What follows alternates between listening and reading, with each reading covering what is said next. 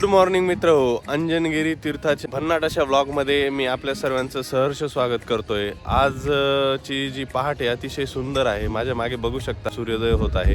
वातावरण अतिशय खास आहे. मस्त गार असं वारं जो आहे ते चालू आहे. तर चला मित्र हो, पुढे आणखीन जे वेगवेगळे अनुभव येणार आहेत ते आपण पाहूया.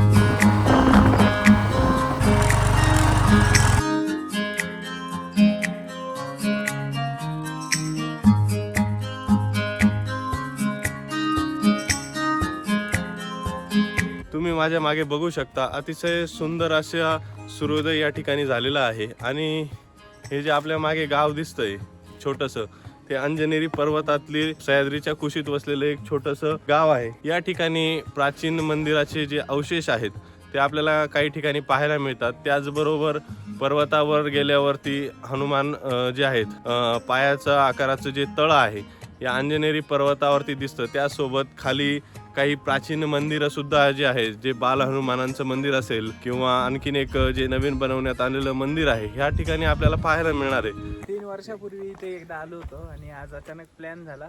तर सकाळी सकाळी आम्ही एवढ्या गारठ्यामध्ये थंडीमध्ये उठून आलेलो आहे आणि हा सूर्योदय आम्हाला पाहायला मिळाला. एकदम जबरदस्त असा सीन आहे हा.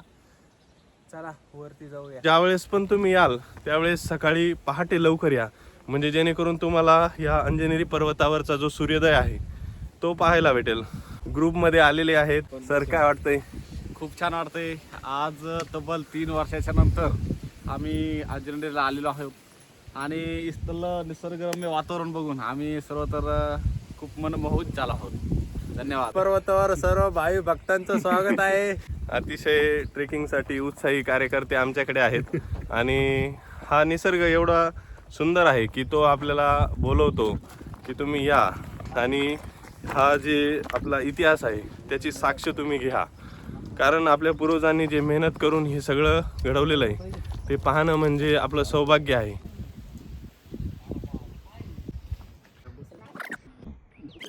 पायथ्यापासून चालत आल्यानंतर थोड्याच अंतरावरती एकदम खडकाच्या कपारीतून जाण्यासाठी रस्ता आहे. ग्रिल बघू शकता तुम्ही. इथं हे लोखंडी ग्रिल उभारण्यात आलेले आहे जेणेकरून आपल्याला चालण्यासाठी सोपं व्हावं. आणि माझ्या मागे बघू शकता हा पूर्ण काळा पाषाण आहे. त्याच्यामधून हा थोडासा रस्ता जो आहे तो तयार करण्यात आलेला आहे. तर आपण आणखीन पुढं बघूया काय विषय आहे ते. मी प्रत्येक जागेवरचं जे जाण्याचा रस्ता कसा आहे ते तुम्हाला दाखवतो. हे बघा मित्र, एकदम सुंदर अशी सकाळ झालेली आहे, तुम्ही पाहू शकता. आणि जे नेचर आहे एकदम खास आहे, एकदम खास. म्हणजे ह्या ठिकाणी आल्यावरती मन असं प्रसन्न होऊन जातं. अंतरावरती चालत चालत आल्यानंतर एक या ठिकाणी कॉर्नर आहे आणि त्या कॉर्नरपासून परत आपल्याला उंच वरती जायचं आहे. तर आपण पाहूया. तर या कॉर्नरवरती श्री हनुमानांचं जी मूर्ती आहे ती साकारण्यात आलेली आहे, आपण पाहू शकतो. आणि खरा ट्रेक जो आहे तो इथून चालू होतो. मित्र तुम्ही माझ्या मागं बघू शकता, ही जी कपार आहे त्याच्यातूनच आपल्याला आतमध्ये जायचं आहे. त्याच्यात पायऱ्या कोरलेल्या आहे आणि पावसाळ्यामध्ये प्रचंड पाऊस झाल्यानंतर या ठिकाणी तुम्हाला त्या पायऱ्यांवरून असं धबधब्यासारखं पाणी खाली येताना दिसतं आणि हा सीन एकदम खतरनाक असतो. तर हे बघा माझ्या मागे बघू शकता, सुंदर असं जे नेचर आहे ते आहे. तर मित्र चला आपण आणखीन वरती जाऊया. आणि हे बघा, हे जे माणसं दिसतं आहे आपल्याला जाताना वरती, तर तिथूनच आपल्याला जायचं आहे आणि ह्या कपारीतून वरती जाण्यासाठी मार्ग आहे. तर आपण जाऊया आता वरती.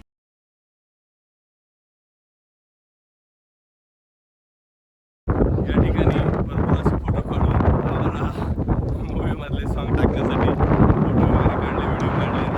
परत चढाईच्या दिशेने सुरू केलेला आहे प्रवास. बघा ह्या खिंडीत आता अर्ध्यापर्यंत आलेलो आहे. जोराचा असा वारा चालू आहे, तुम्हाला आवाज येत असेलच. आणि त्यातून असं मार्गक्रमण करत करत आम्ही जातोय. सूचना म्हणून या ठिकाणी लिहिलं आहे की धोकादायक जागा आहे, कोणी या ठिकाणी थांबायचं नाही. अशा पद्धतीच्या सूचना ज्या आहेत त्या दिलेल्या आहेत.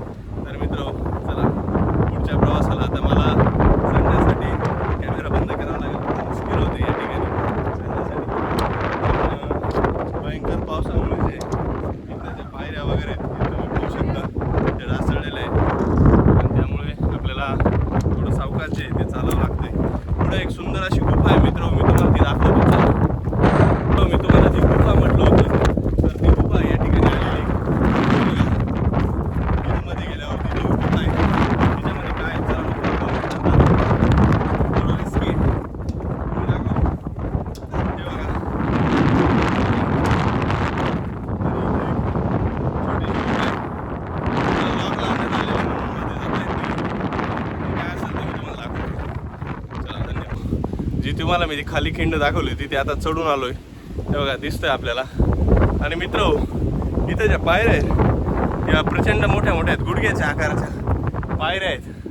त्याच्यामुळे चढताना थोडं सावधानतेने आपल्याला चढायचं आहे. चलो, आमची टीम पुढे गेलेली आहे आणि मागं राहिलोय. तर हे पुढे आलेले आहेत कार्यकर्ते. त्याचे उन्हामुळे आता सोनेरी सोनेरी दिसून राहिले, सोन्यासारखी माणसे. चलो नाही दुरंदाज माझा इथं.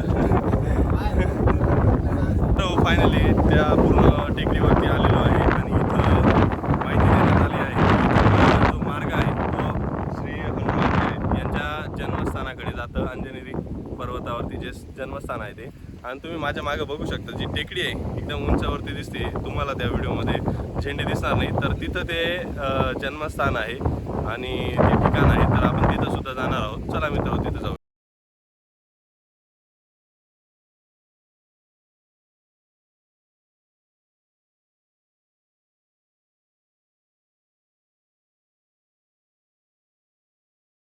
तो दोस्तों हमारे साथ एक कोलकाता से भाविक आए हैं अंजनेरी पर्वत की सैर करने के लिए. सर आपका नाम वगैरह बताइए ना. मेरा नाम सोमकांति दास है. ओके, कहाँ से आए हो सर आप? कोलकाता से. इतने दूर? हाँ, बस बहुत दिनों से इच्छा था हाँ कि एक बार त्र्यंबकेश्वर एयरपोर्ट और ये अंजनी, हाँ. तो इसलिए बढ़िया बढ़िया. कैसा लग रहा है फिर यहाँ आने के बाद? बहुत बढ़िया. बहुत बढ़िया. जैसा सोचा था उससे भी बहुत बढ़िया है. आपके यहाँ पे है क्या ऐसे पहाड़ वगैरह? हाँ, वो तो सिक्किम दार्जिलिंग वहाँ पर तो है. वो तो ऐसा नजदीक नहीं है. है. हाँ. हम तो बहुत लग रहे हैं महाकालेश्वर. मित्र जे श्री हनुमान यांचा पावलाच्या आकाराचं जे तळ आहे तुम्ही माझ्या मागे बघू शकता. तर ते तळापर्यंत आम्ही पोहोचलोय. खूप सुंदर असा सीन आहे. तिथं फोटो काढला आणि त्याच्याच पुढे एक 10 मीटर आल्यानंतर आपल्याला सिद्ध अंजनी माता जी आहे त्यांचा गुफा जो आहे तो या ठिकाणी दिसतोय. आणि इथून 200 मीटर पुढे गेलं या दिशेला की तो गुफा आपल्याला पाहायला मिळतोय. तर आपण तिथंही जाणार आहे. त्याच्या आधी हे पर्वताचं जे शिखर आहे तिथं आपण जाणार आहे. चला मित्र जाऊया. मी आता तुम्हाला दाखवणार आहे हनुमानांच्या पायाचा ठसा जो आणि निर्मित हा तलाव आहे तो जो हनुमानाच्या पायाचा ठसा तुम्ही बघू शकता माझ्या मागे. मित्र हा जो ठसा दिसतोय हा परफेक्ट पायाच्या आकाराचा आहे. वरती आल्यानंतर आमचे मित्र म्हणताय बाबू मोशाय जिंदगी बड़ी नहीं लंबी होनी चाहिए. लंबी होनी चाहिए. लंबी जिंदगी बड़ी नहीं लंबी होनी चाहिए. करण्यासाठी मेहनत करावी लागते. आणि हा छोटा जो मित्र आहे तो त्याच्यासोबत आत्ताच बोलणं झालंय. तो सुद्धा मोठेपणी ब्लॉगरच होणार आहे. मित्रांनो आपण आता अंजनेरी पर्वताच्या शिखरावरती पोहोचलो आहे आणि या ठिकाणी माहिती देण्यात आलेली आहे की हनुमान जन्मस्थान म्हणून. आणि ह्या खडक्यांवरती सुद्धा लिहिण्यात आलेलं आहे. हे बघा या ठिकाणी ही सगळं जी माहिती आहे ती देण्यात आलेली आहे. आणि बरेचसे नवीन टीम जी या ठिकाणी आलेली आहे वरती हे करण्यासाठी. तुम्ही बघू शकता हे हनुमानाच्या पायाचं तळ तर खाली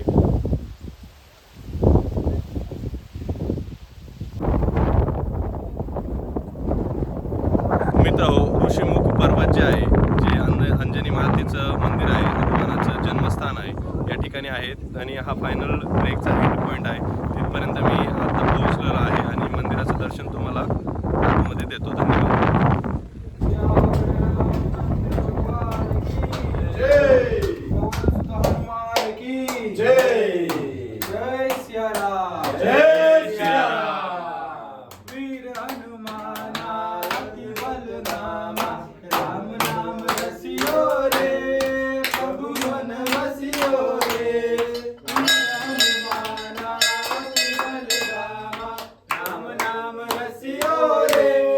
प्रभु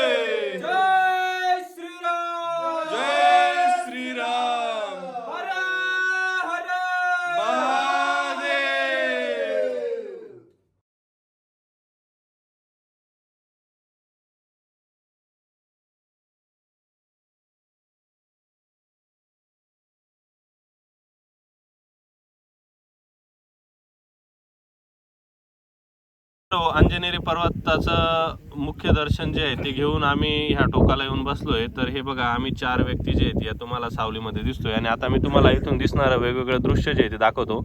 ज्यावेळेस आपण ब्रह्मगिरी फेरीला सुरुवात करतो हे जे तलाव आहे त्यापासून सुरुवात करतो आणि हा घोटी इगतपुरी रस्ता आपण पाहतोय. या रस्त्याने आपण इकडच्या साईडला या पहिल्या बाजूला जातो आणि तिथून जे पूर्ण फेरी जी आहे ती होते. आणि आपण समोर बघतोय तर हा भंडारदुर्ग जो किल्ला आहे तो आहे आणि हे जे व्हाईट स्पॉट दिसतंय आपल्याला 2 तर ते गंगेचं उगमस्थान गंगाद्वार असं म्हटलं जातं. आणि त्याचबरोबर तुम्ही पाहू शकता एक पूर्ण वातावरणाची लेअर जी आकाशामध्ये दिसते. पूर्णपणे आकाश जे आहे ते 2 पट्ट्यांमध्ये विभागलेलं दिसतंय.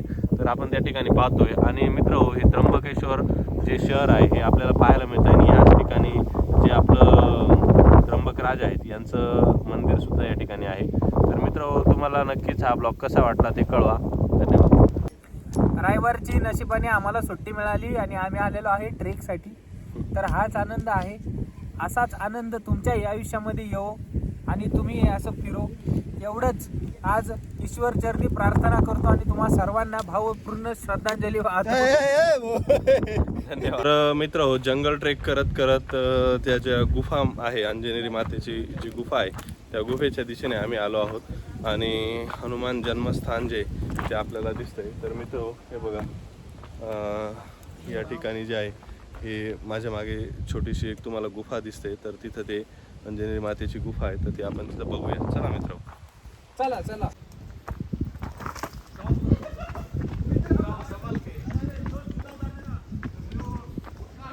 अरे काढणार रे तिथे.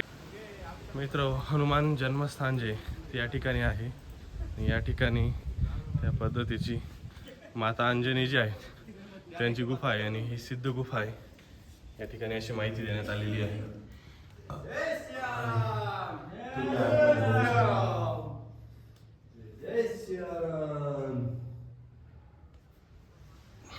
मित्र फायनली त्या गुफेजवळ आलो आहे. माता अंजनी यांची ही सिद्ध गुफा आहे. हे बघा तिकडच्या बाजूला पण आपण पाहू शकतो आणि हे पूर्ण जंगल आहे.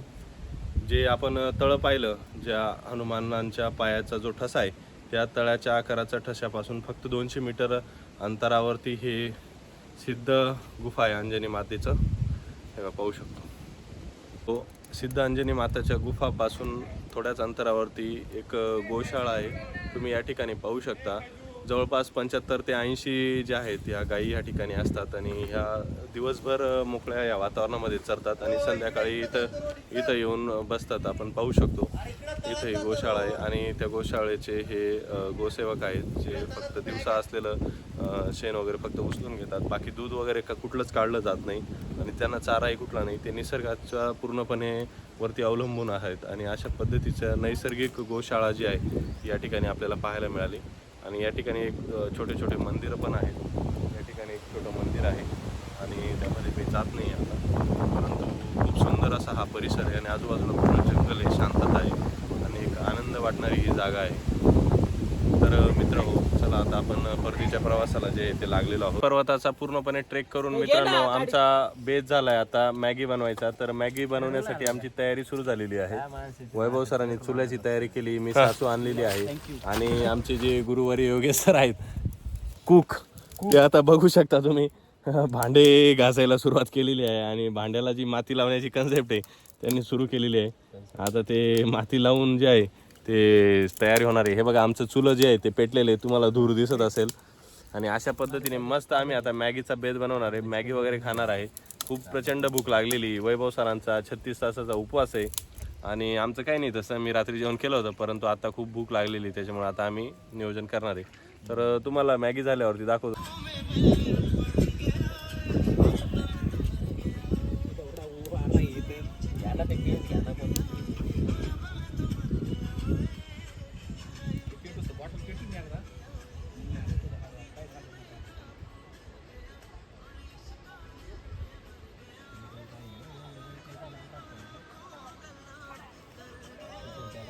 अशा पद्धतीने आमची मॅगी जी आहे ती रेडी आहे आणि हा चिवडा फरसाण जो आहे तो रेडी आहे आणि हे आमचे मित्र परिवार खायला लागले, आनंदाने मजा घेत आहे आणि खरंच खूप सुंदर हे निसर्गामध्ये हे तयार झालेलं आहे.